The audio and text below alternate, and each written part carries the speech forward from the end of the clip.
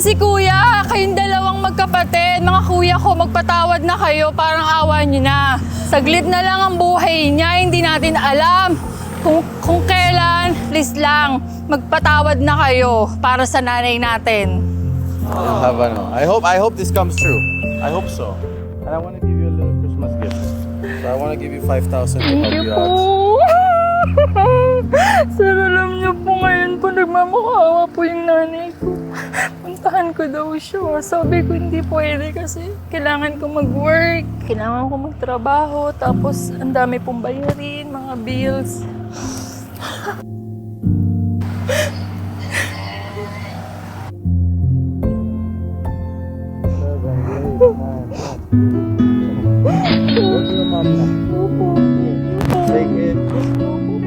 Thank you po dito. Malaking tulong po ito.